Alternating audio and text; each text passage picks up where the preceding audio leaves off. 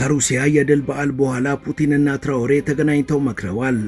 ፑቲንም ለቡርኪናውያን ምስጋናቸውን አቅርበው ግንኙነታችን የበለጠ ተጠናክሮ ይቀጥላል ብለዋል።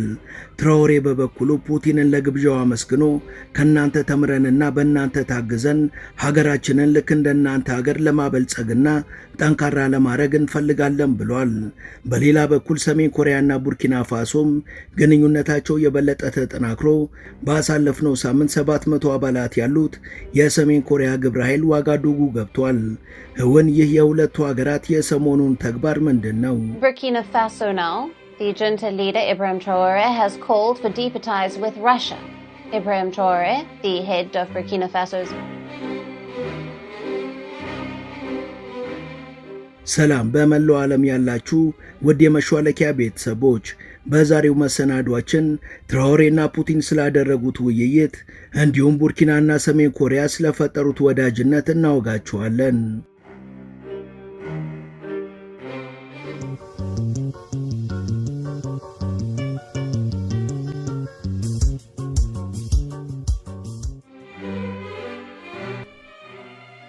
በቅርቡ ዝራና ዴሪክ ቶምሰን የተባሉ ሁለት አሜሪካውያን ደራሲዎች በጋራ ጽፈው ለህትመት ያበቁት አባንደንስ የሚለው መጽሐፍ ላይ የተጠቀሰ ቁም ነገር አለ። ፖለቲካዊ ድግምትን መስበር የሚል። ይህም ማለት የማይቻሉ የሚመስሉ ነገሮች የሚቻሉ ከመሆን አልፈው ቀደም ተብሎ አለመሞከራቸው የሚያስቆጭ ሲሆን ነው። እነዚህ እንደ አዲስ ግኝት የሚቆጠሩ ጉዳዮች በበርካቶች ዘንድ የሚቻሉ መሆናቸው ቅቡልነታቸውን ብቻ ሳይሆን ቅድሚያ የሚሰጣቸው በመሆን የተቀረውን አስተሳሰባችንን ሁሉ የመለወጥ አቅማቸው ከፍተኛ መሆኑንም መጽሐፉ ያስገነዝበናል። የአገላለጽ ሶስቱን የሳህል ሀገራት በአፍሪካ ምድር የፈጠሩትን አስገራሚ ጥምረት የሚያረጋግጥ ነው። ምንም እንኳን ከዚህ ቀደም ይህን መሰል ሐሳብ ያቀነቀኑ በርካታ መሪዎች ቢኖሩም ሐሳባቸውን እውን ለማድረግ ግን ሁነኛ ጎረቤቶችን አላገኙም ነበር። ቡርኪና ፋሶ፣ ማሊና ኒጀር ግን ከአንበሳ መንጋ የጠነከረ ጥምረትን ፈጠሩ። ሉዓላዊነታቸውንም በነፍጥም ሆነ በሥራ አስከበሩ። የየሀገሮቻቸውን ሀብትም ከበዝባዦች ጠበቁ። በራሳቸው አቅምም የሀገራቸውን ሁለንተናዊ ዘርፍ አሳደጉ። የሕዝባቸውንም ሕይወት ከድጡ አውጥተው ያማረና በብሩህ ተስፋ የተሞላ እንዲሆን አደረጉ።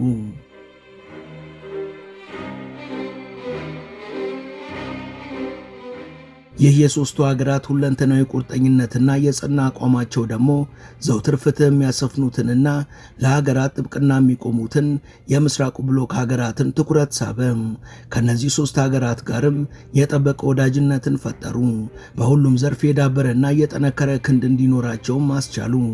ለምሳሌ አፋኦ የተባለው የምግብና የእርሻ ድርጅት ባወጣው መረጃ መሰረት በ2024 ቡርኪና ፋሶ በግብርናው ዘርፍ ዘላቂ የሆነ ለውጥ ማምጣት በመቻሏ በአንድ ዓመት ውስጥ ጠቅላላ ገቢዋን በ3.6% አሳድጋለች። የግብርና ምርቶቿም ካለፈው ዓመት 50 በመቶ ጨምሯል ሲል ሪፖርት አድርጎ ነበር። ቡርኪና ፋሶ ከዚህ በተጨማሪ በሌሎች መስኮች ላይም ስር ነቀል ለውጦችን አከናውናለች። ቡርኪና ፋሶ፣ ማሊና ኒጀር የምስራቁ ብሎክ ሀገራት ከሆኑት ከነ ሩሲያ፣ ከነ ቻይና፣ ከነ ሰሜን ኮሪያ፣ ከነ ኩባ፣ ከነ ኢራን፣ ከነ ህንድና ከነ ቬንዙዌላ ጋር የፈጠሩት ጥምረትም በሁሉም ዘርፍ የበለጠ አቅም እንዲፈጠርላቸውና ሚሊተሪያቸውን እንዲያጠናክሩ ከማገዙ ባሻገር በተለይ በዓለም ላይ ያላቸውን ተቀባይነትና ተጽዕኖ ፈጣሪነት ወደ ላቀ ደረጃ ከፍ እንዲል አድርጓል።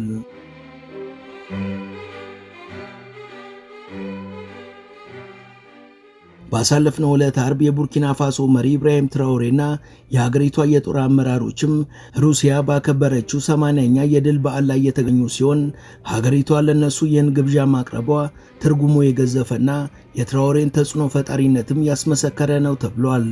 በክብረ በዓሉ አጠቃላይ ዝግጅት ላይ የታደሙት ትራኦሬና ሹማምንቶቻቸውም ከበዓሉ በኋላ በማግስቱ ከፑቲንና ከአመራሮቻቸው ጋር ተወያይተው ነበር።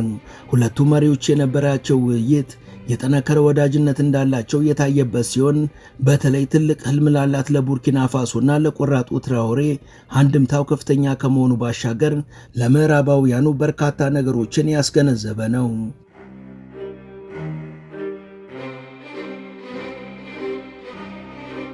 በውይይታቸው መጀመሪያ ላይ ፑቲን በጽሑፍ የተዘጋጀ መልእክታቸውን ያቀረቡ ሲሆን ቡርኪናውያን ለድሉ ለነበራቸው አስተዋጽኦ አመስግነው የሁለቱ ሀገራት ወዳጅነት በእጅጉ የጠበቀ ነው ብለዋል። Уважаемый господин президент, дорогие друзья, мы очень рады вас видеть. И хочу вас в начале беседы еще раз поблагодарить за ваше решение. የተከበሩ የቡርኪና ፋሶ ፕሬዝዳንት በዚህ ታሪካዊ ቀን ያንዣበበውን ደመና ጥሰህ ለመገኘት በመወሰንህ እንደገና ከልብ ላመሰግን እወዳለሁ።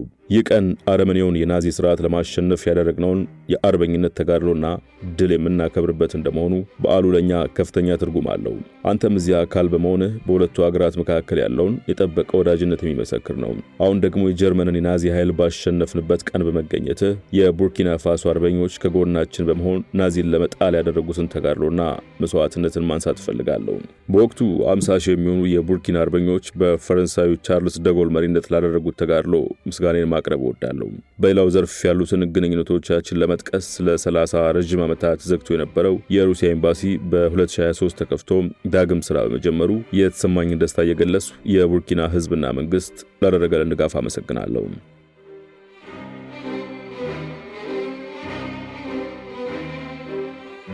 ፑቲን አክለውም በሌሎች ዘርፎች ያሉት የሁለቱ ሀገራት ትስስርም በየጊዜው እያደገና እየተሻሻለ እንደሆነ የገለጹ ሲሆን በልማቱም ሆነ በጸጥታው ጉዳይ ላይ ትስስራችን የበለጠ ተጠናክሮ ይቀጥላል ብለዋል።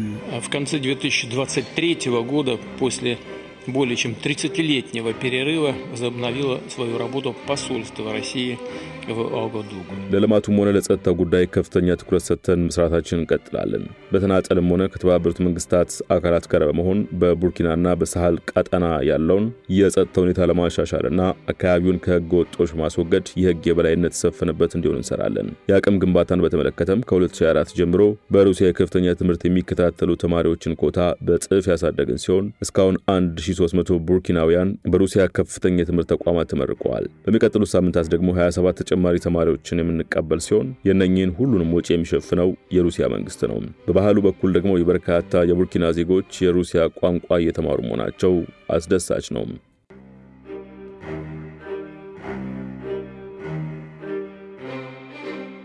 ፑቲን በውይይቱ ላይ በርካታ ጉዳዮችን ያነሱ ሲሆን መጨረሻ ላይ የጠቀሱት ኢኮኖሚውን የተመለከቱ ጉዳዮችን ሲሆን የጤና፣ የቴክኖሎጂና የሰብአዊ ድጋፎችንም በተመለከተ ተናግረዋል። В 2024-2025 годах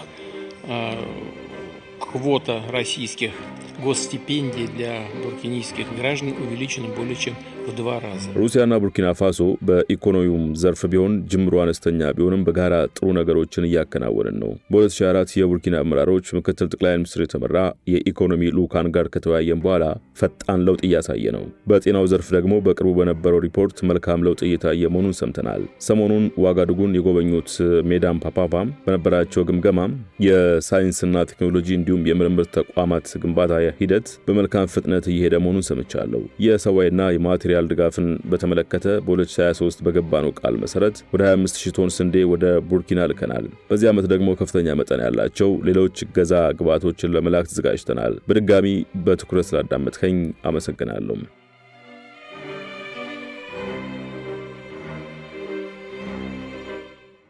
ውድ የመሿለኪያ ቤተሰቦች ይህን ዘገባ እዚህ ድረስ ከተከታተላችሁት ቻናሉ የበለጠ እንዲያድግ አንድ ጊዜ ሰብስክራይብ እንድታደርጉ አስታውሰን ተረካችንን እንቀጥል።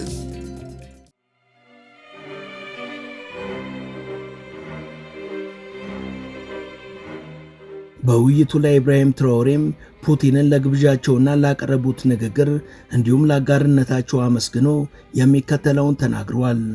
Здравия желаю, товарищ президент. J'espère que je prononce bien. Et c'est un honneur d'être là donc à la célébration de 80e anniversaire. ክቡር ፕሬዝዳንት፣ በመጀመሪያ ደረጃ ለተደረገልኝ አቀባበልና ለሁሉም ነገር ከልብ ማመስገን እወዳለሁ። በሞስኮ ምድር ከተገኘው ቅጽበት ጀምሮ የታዘብኩትንና የጎበኘሁትን በተሟላ ሁኔታ መግለጽ ስለመቻል እርግጠኛ አይደለሁም። በዝግጅቱ እንድታደም ስለተደረገልን ግብዣ ከልብ አመሰግናለሁ። በእውነቱ ትልቅ ክብር ይሰማኛል። ክቡር ፕሬዝዳንት፣ እዚህ በቆየሁበት ጊዜ በርካታ ነገሮችን ተምሬያለሁ። የድል ሰልፍ የሚደረግበት ጊዜ በርካታ ፋብሪካዎችን፣ በርካታ የምርምር ተቋማትን በምናቤ ጎብኝቻለሁ። በዚህ ባጭር ጊዜ የሩሲያን አርበኝነትና ጽናት የሚያንጸባርቁ ነገሮችን ተመልክቻለሁ። ሩሲያ ያላትን የባህልና የታሪክ ሀብት እንዲሁም የቀድሞና ዘመናዊውን የቴክኖሎጂ አቅሟን መመልከት ችለናል። ከዚህ አሸናፊ ህዝብም በርካታ ነገሮች ተምረናል። ክቡር ፕሬዝዳንት፣ ለነዚህ ስኬታማ ውጤቶቻችሁና ለ80ኛው የድል መታሰቢያ በመብቃታችሁ እንኳን ደስ አሎት ማለት እወዳለሁ።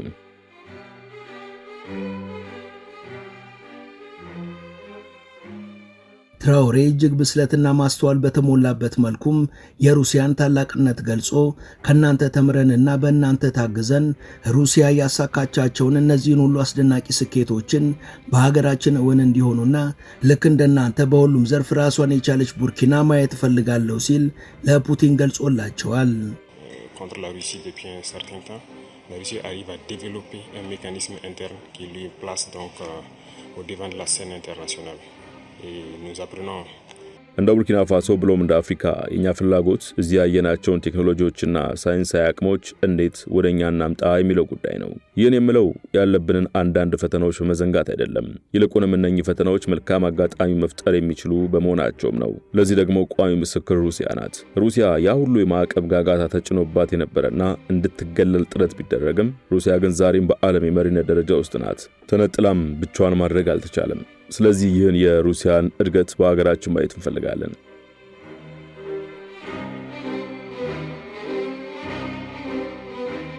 ትራውሬ በንግግሩ መገባደጃ ላይ ሩሲያ ስለተመነደገችባቸው የእውቀትና የቴክኖሎጂ ዘርፎች እንዲሁም ከትምህርት ከኢንተርፕራይዝ እና ከኢንዱስትሪዎች ጋር ስለተገናኙ ጉዳዮች የሚከተለውን ተናግሯል። Ce matin, j'ai visité donc l'université de chimie et je disais que le volet sur lequel nous allons axer après la défense et la sécurité, c'est le volet de l'éducation. በሩሲያ በርካታ እሳት የላሱ ወጣት ሳይንቲስቶች አሉ። በላቀ ደረጃ የሚገኙ ዩኒቨርሲቲዎችም አሏቸው። የኛ ፍላጎት ይህን የእውቀት ሀብትና የቴክኖሎጂ ልህቀት ወደ ቡርኪና ፋሶ ማምጣት ነው። ሳይንቲስቶቻችሁ ወጣት ቡርኪናውያንን እንዲያሰለጥኑልን እንፈልጋለን። ኢንዱስትሪዎቻችንና ኢንተርፕራይዞችን በቡርኪና እንድናስፋፋ እንድታግዙ እንሻለን። የሩሲያ ዩኒቨርሲቲዎች በቡርኪና ቅርንጫፎች እንዲከፈቱ እንፈልጋለን። ዜጎች ከተለያዩ ዓለም ሀገሮችና ከአፍሪካ ለትምህርት ወደ ቡርኪና ፋሶ እንዲመጡ እንፈልጋለን። እርግጥ ነው አፍሪካ እንዳለመታደል ሆኖ ለብዙ ነገር ገና ናት። እጅግ በርካታ ነገሮች ይጎላታል። ብዙ ነገርም ትፈልጋለች። ነገር ግን ክቡር ፕሬዝዳንት ደረጃ በደረጃ ይህን ፍላጎታችን እንደምናሳካ አምናለሁ። እርሶና ሩሲያም ከጎናችን እንደሚሆኑ እርግጠኛ ነኝ። ለፈጠርነው ጥምረትም አመሰግናለሁ።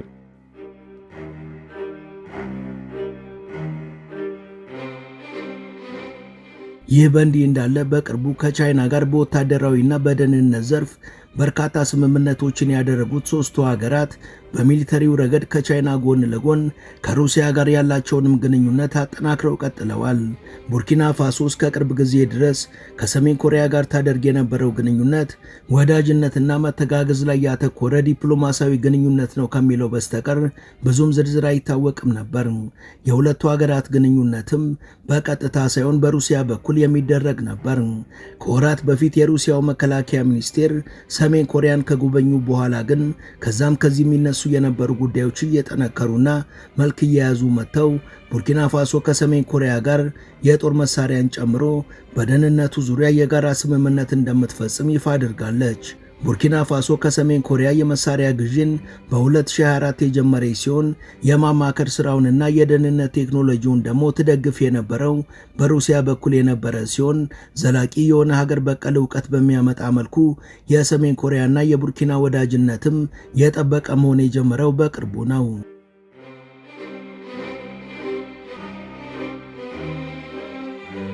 ተደራራቢ የሆኑ ማዕቀቦችን ምዕራባውያኑ የጣሉባትና የሀብት መጠኗ የተመናመነ ነው ብለው ስሟን የሚያጠፉባት ሰሜን ኮሪያ ግን ስኬታማ ኢኮኖሚና ጠንካራ ሚሊተሪ እንዳላት በተደጋጋሚ አረጋግጣለች። በተለይ ጠንካራ ወታደራዊ አቅሟና የቴክኖሎጂ ዕውቀቷ ጥያቄ ውስጥ የሚገባ አይደለም። አሁን ላይም ሰሜን ኮሪያና ቡርኪና ፋሶ የበለጠ ወዳጅነታቸውን አጠናክረው በርካታ ስምምነቶችን እየፈጸሙ ነው። በሁለቱ ሀገራት ስምምነት መሰረት ሰሜን ኮሪያ ለቡርኪና ፋሶ መሳሪያ የምታቀርብ ሲሆን ሰሜን ኮሪያ በአፍሪካ መገኘቷና ለውጥ ፈጣሪ መሆኗ ከፍተኛ ስትራቴጂካዊ ጠቀሜታ ይኖረዋል ተብሏል።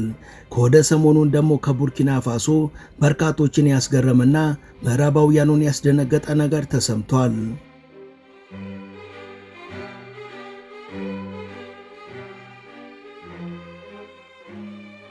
What happens when one of the world's most cut-off countries suddenly makes friends with a small, landlocked African nation that's tired of being pushed around?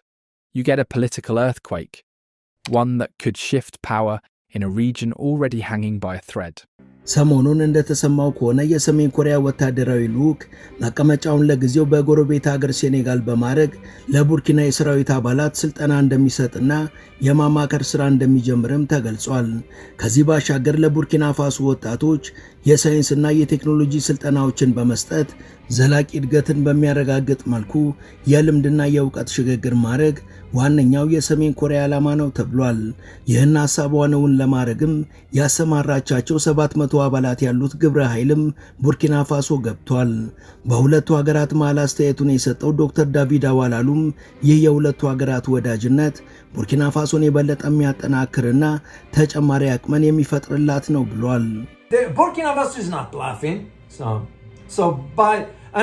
And the way he's saying this is to show that, well, if Burkina Faso is getting closer to North Korea, ቡርኪና ፋሶ እየቀለደች አይደለም። እያደረገችው ያለው ግስጋሴ ቁርጠኝነት የተሞላው የኃያልነት ግስጋሴ ነው። ከሰሜን ኮሪያና ከሌሎቹ ሀገራትም ጋር ወዳጅነቱ በዚሁ ከዘለቀ በቅርቡ ከዓለማችን ኃያላን ተርታ መሰለፏ የማይቀር ነው። እያንዳንዷ እንቅስቃሴዋ ምዕራባውያንን የሚያስበረግገውም ለዛ ነው።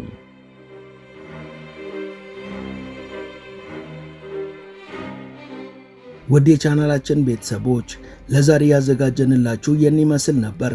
እስከ ዝግጅታችን ፍጻሜ አብራችሁን ስለቆያችሁ ከልብ እናመሰግናለን። በቀጣይ ቢሰሩ የምትሏቸውን ርዕሰ ጉዳዮች ብትጠቁሙን ደስ ብሎን እንቀበላለን። ቻናላችንን ላይክና ሰብስክራይብ ማድረግ አትርሱ እያልን ለዛሬ በዚሁ ተሰናበትን። መልካም ጊዜ።